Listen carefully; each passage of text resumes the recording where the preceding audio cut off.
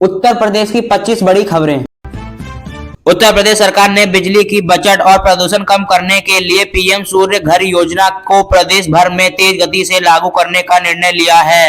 आज ऊर्जा विभाग ने लक्ष्य निर्धारित किया है कि आगामी 6 महीनों में राज्य के 10 लाख मध्यवर्गीय घरों की छत पर सोलर पैनल लगाए जाएंगे। इस योजना के तहत सरकार लाभधारियों को भारी सब्सिडी प्रदान कर रही है, जिससे पैनल लगवाने का खर्च काफी कम हो जाएगा। इससे केवल न लोगों की बिजली शून्य होगी, बल्कि अतिरिक्त बिजली पैदा करने पर सरकार उन्हें पैसा भी देगी। बिजली विभाग ने इसके लिए एक सरल ऑनलाइन प्रोडक्ट और मोबाइल पैन लॉन्च किया है, जहां लोग आवेदन कर सकते हैं। मुख्यमंत्री ने अधिकारियों को निर्देश दिए हैं कि आवेदन है कि 15 दिनों के भारत इंस्टॉलेशन की प्रक्रिया पूरी की जाए। इस पहल से कोयले से बनने वाली बिजली पर निर्भरता कम होगी और पर्यावरण में भी लाभ मिलेगा। ग्रामीण इलाकों में भी इस योजना को लेकर किसानों के बीच काफी उत्साह देखा जा रहा है। राजधानी लखनऊ के लोगों को जाम से निजात दिलाने के लिए मेट्रो के दूसरे चरण का काम धरातल पर दिखने लगा है। आज चारबाग से बसंत कुंज तक जाने वाले रूट के लिए मिट्टी की जांच और धुलाई का काम आधारिक तौर पर शुरू किया गया है। ये नया रूट पुराने लखनऊ के उन व्यस्त इलाकों से गुजरेगा जहां सड़क मार्ग से जाना काफी कठिन होता है। मेट्रो प्रशासन ने बताया कि इन कॉरिडोर में कई अंडरग्राउंड स्टेशन भी होंगे, जिनका निर्माण के लिए आधुनिक बीबीएम मिशनों का उपयोग किया जाएगा।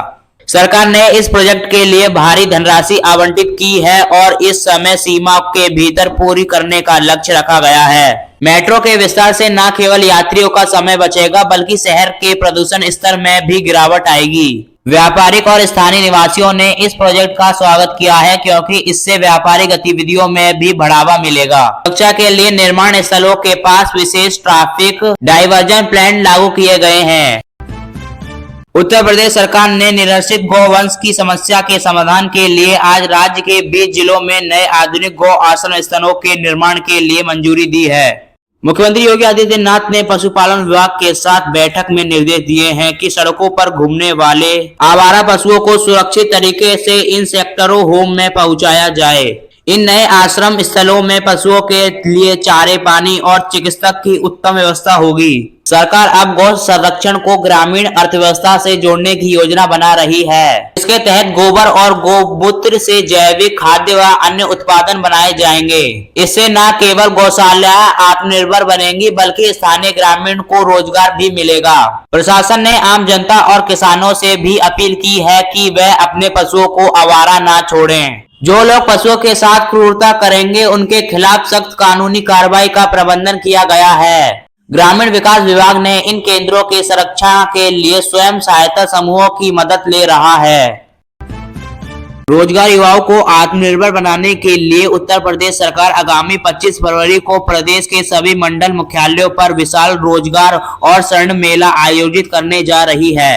आज इनके लिए पंजीकरण की प्रक्रिया शुरू कर दी गई है, जहां युवा अपनी योगदान के अनुसार विभिन्न निजी कंपनियों में नौकरियों के लिए आवेदन कर सकते हैं। इसके अलावा जो युवा अपना खुद का व्यवसाय या स्टार्टअप शुरू करना चाहते हैं, उन्हें मौके पर ही बैंक के माध्यम से सस्ते ऋण उपलब्ध कराया जाएगा। मुख्यमंत्री ने उद्योग विभाग को निर्देश दिए हैं कि वे अधिक से अधिक कंपनियों को इन मेले में आमंत्रित करें, ताकि युवाओं को बेहतर पैकेज मिल सके। मेले में स्किल डेवलपमेंट ट्रेनिंग के लिए विशेष काउंटर लगाए जाएंगे, जहां युवाओं को नई तकनीकों के बारे में जानकारी दी जाएगी। सरकार का लक्ष्य है कि इन दिनों के आयोजन में कम से कम 50,000 युवाओं को लाभ पहुंचाया जाए। इस पहल से न केवल बेरोजगारी कम होगी, बल्कि प्रदेश की औद्योगिक प्रगति को भी मजबूती मिलेगी। युवा इन अवसरों को लेकर काफी उत्साहित नजर आ रहे हैं। उत्तर प्रदेश के शिक्षा विभाग ने आज राज्य के सभी प्राथमिक और माध्यमिक विद्यालयों में कल्पवास के लिए एक नए चरण की शुरुआत की है। इस योजना के तहत हर सरकारी स्कूल में कम से कम 2 स्मार्ट क्लासरूम होंगे, जहां बच्चों को प्रोजेक्ट और टैबलेट के माध्यम से पढ़ाया जाएगा। सरकार का लक्ष्य है कि गांव के बच्चों को भी वैसी ही आधुनिक शिक्षा मिले, जैसी बड़े निजी स्कूलों में मिलती है। इसके लिए शिक्षकों को विशेष डिजिटल ट्रेनिंग दी जा रही है, ताकि वह ई लर्निंग टूल का प्रभावी ढंग से उपयोग कर सकें। मुख्यमंत्री ने निर्देश दिए हैं कि सभी स्कूलों में हाई स्पीड इंटरनेट और सोलर पावर अपडेट सुनिश्चित किए जाएं, ताकि बिजली जाने पर भी पढ़ाई ना रुके। इस पहल से छात्रों की उपस्थिति और सीखने की क्षमता में बड़ा सुधार होने की उम्मीद है। साथ ही स्कूलों में डिजिटल लाइब्रेरी बनाई जा रही है, जहां छात्र हजारों किताब ऑनलाइन पढ़ सकें। उत्तर प्रदेश सरकार पूर्वांचल की आर्थिक तस्वीर बदलने के लिए पूर्वांचल एक्सप्रेसवे के किनारे 5 बड़े औद्योगिक गलियारे विकसित करने जा रही है।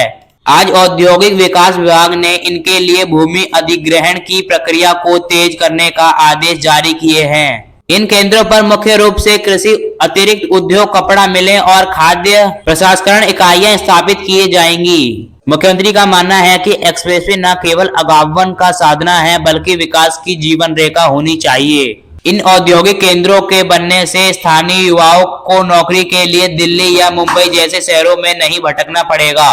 सरकार यह निवेश करने वाली कंपनियों को विशेष छूट और सिंगल विंडो क्लियर की सुविधा दे रही है। इस प्रोजेक्ट से पूर्वांचल के जिलों में आर्थिक समृद्धि आएगी और पलायन में कमी आएगी।